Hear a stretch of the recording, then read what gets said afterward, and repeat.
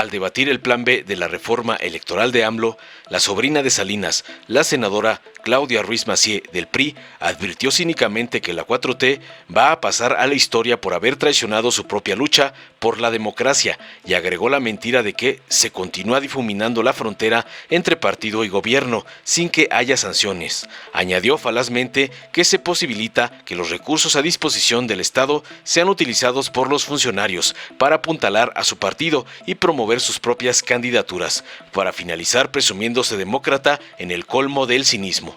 Ante las falacias de la pusilánime salinista, la senadora Mónica Fernández de Morena le señaló claramente que con el presente dictamen se promueven el ejercicio de los derechos políticos electorales, el sistema nacional electoral y la justicia electoral, destacando que se elimina el supuesto que permitía que los partidos políticos nacionales conservaran su registro aún sin obtener el 3% de la votación total emitida, así como la potestad de que utilizaran sus remanentes de recursos públicos y privados, y agregó contundente que se deben fortalecer las instituciones electorales bajo transparencia y rendición de cuentas, cosa que sí hace la reforma del presidente AMLO, no como mienten sistemáticamente los opositores del PRIAN. Veamos enseguida cómo la senadora Mónica Fernández de Morena le da una lección de dignidad a la cínica y desvergonzada sobrina del asesino de su padre y además vasalla de Claudio X González. Gracias, presidente. Nuevamente hago uso de la palabra para insistir en el grave error que supone la aprobación acelerada, excluyente y procesalmente ilegal de este conjunto de dictámenes. Nuevamente hago uso de la voz para decirle a los compañeros de la mayoría que van a pasar a la historia, pero no por lo que creen. Van a pasar a la historia por haber dado su voto para que se apuntale un régimen autoritario y antidemocrático. Van a pasar a la historia por haber traicionado su propia lucha por la democracia. 3 daños para nuestra democracia que contiene este dictamen. El primero, que se siga difuminando la frontera entre partido y gobierno a tal punto que ya no sepamos si es el partido el que está gobernando o es el gobernante el que está dirigiendo el partido. Algo así como lo que estamos viendo ahorita, pero ahora sí sin sanción y ahora sí como parte del diseño autoritario del régimen. En segundo lugar, que los recursos públicos a disposición del Estado los usen de manera permanente los funcionarios, no para hacer su trabajo, sino para apuntalar a su partido, para promover sus propias candidaturas en lugar de darle servicios al pueblo. Y finalmente, la posibilidad de que la gestión pública en el país transite a una etapa de campaña permanente, desde la cual se exacerbe la polarización, la descalificación y la desinformación que hasta ahorita han caracterizado a este gobierno, pero que a partir de la aprobación de esta ley va a ser ya legal. Nuevamente, les recuerdo la diferencia entre legal y legítimo. Será quizá legal por un tiempo, en lo que la Suprema Corte de Justicia de la Nación echa para atrás todo este paquete legislativo que con tantos atropellos están aprobando. Campaña permanente desde el gobierno para polarizar, para desinformar, para seguir profundizando el régimen autoritario. Otra vez, el manualito de todos los autócratas del mundo. La lucha por la democracia, se los recuerdo, parece que se les olvida, tuvo como, con razón, uno de sus principales propósitos, eliminar el mayor vicio del anterior sistema hegemónico y autoritario, que el gobierno y el partido oficial se confundieran de manera permanente, que se utilizara el gobierno para hacer labores del partido y que desde el partido se tomaran las decisiones de gobierno. Eso es lo que están replicando. Eso es lo que están haciendo con el dictamen que acaban de aprobar y con este que van a aprobar en unos minutos. Porque la diferencia entre un partido en el gobierno y un partido oficial es justamente la misma que existe entre una verdadera democracia y una democracia simulada, que se generan condiciones de inequidad. Eso es lo que están haciendo. No se trata de proteger la libertad de expresión de los funcionarios de su partido. Se trata de si equiparamos las obligaciones electorales de los funcionarios y otros agentes del Estado a los de cualquier ciudadano. Y no, los funcionarios no pueden tener los mismos canales amplios de libertad de expresión que tiene un ciudadano que no tiene funciones públicas. ¿Por qué? Justamente porque los funcionarios cuentan con los recursos del Estado para hacer su labor. Al eliminar esos límites a su libertad de expresión y equipararlos a los de cualquier ciudadano, lo que están generando es condiciones de inequidad en la competencia. Nos encontramos con este dictamen en una vuelta en U para situarnos prácticamente en el punto de partida de la construcción democrática de México. Otra vez la confusión entre gobierno y partido oficial, otra vez condiciones estructurales de inequidad para la competencia democrática, otra vez el uso de recursos públicos para promover las candidaturas del gobierno y para permanentemente hacer campaña. Eso, se lo recuerdo, ya se los dije anteriormente, eso es lo que distingue a ustedes, compañeros del oficialismo, que hoy oficialmente, felicidades, se vuelven ya unos autócratas. De nosotros, los de la oposición, que hoy confirmamos que somos lo que ustedes no son, demócratas. Muchas gracias. Con su venia, presidente, y con fundamento en el artículo 76, numeral 1 y 196 del reglamento, yo le quiero pedir que al tratarse de varias leyes que se están reformando, podamos usar el término de tiempo previsto en el reglamento y no los 5 minutos que usted mencionó al inicio. Y en este sentido, presento a nombre de las Comisiones Unidas de Gobernación y de Estudios Legislativos Segunda el siguiente dictamen referente a la minuta con proyecto de decreto que reforma, adiciona y deroga diversas disposiciones de la Ley General de Instituciones y Procedimientos Electorales, de la Ley General de Partidos Políticos y de la Ley Orgánica del Poder Judicial de la Federación y expide la Ley General de los Medios de Impugnación en materia electoral.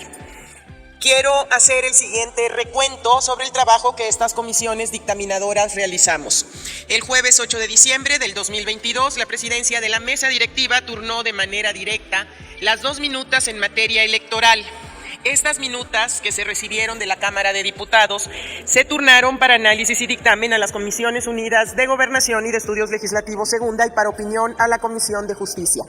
El mismo jueves 8 de diciembre, vía correo electrónico institucional, se remitió a todas y todos los senadores integrantes de las comisiones la minuta en comento.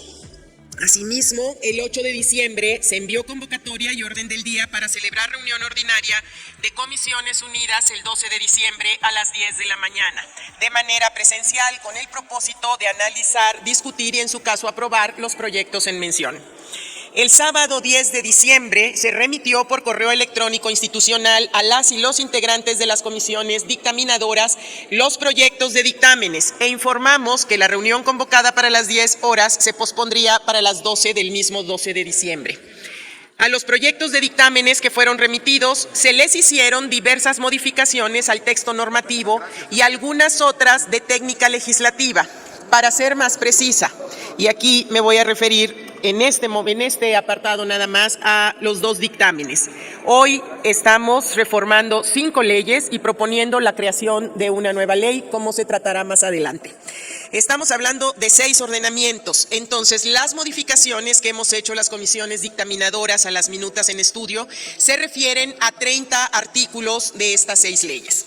El 12 de diciembre, reunidos a las 12 del día para atender la convocatoria, la sesión de Comisiones Unidas no se pudo llevar a cabo debido a que la Comisión de Estudios Legislativos Segunda no contó con el quórum reglamentario para llevar a cabo la reunión de conformidad con el artículo 147, numeral 2 del reglamento.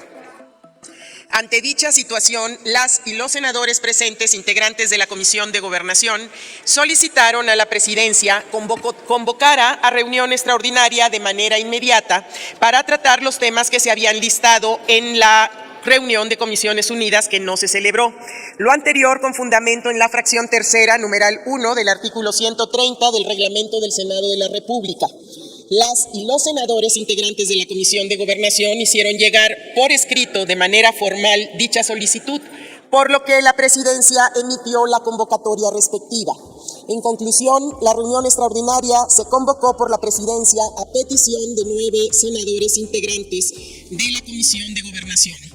En uso de sus facultades reglamentarias y cumpliendo con la fracción 3, numeral 1 del artículo 130 del reglamento del Senado, la convocatoria y el orden del día se publicaron en la Gaceta Parlamentaria, a pesar de no ser obligatorio cuando se trata de reuniones extraordinarias de conformidad con el numeral tercero del artículo 139 del reglamento.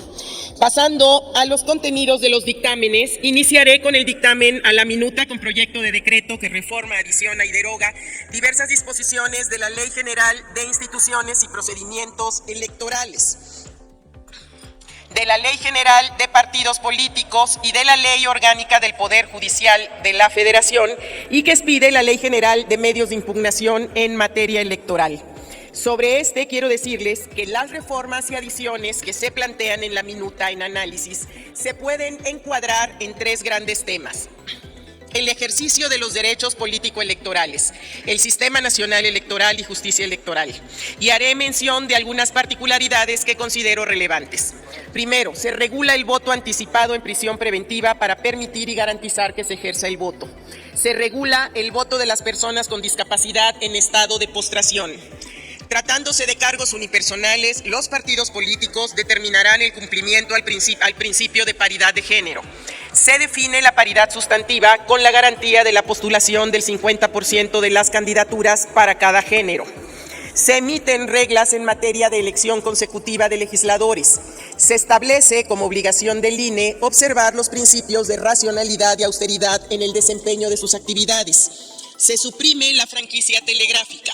Se optimiza la primera etapa de capacitación para permitir una integración más efectiva de la integración de las casillas.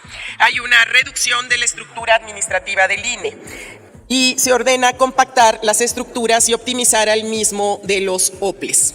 Se estipula que las percepciones salariales de los consejeros electorales y magistrados locales deberán ajustarse al artículo 127 de la Constitución Política de los Estados Unidos Mexicanos, como todos los servidores públicos. Ningún privilegio menos, pero tampoco ningún privilegio más.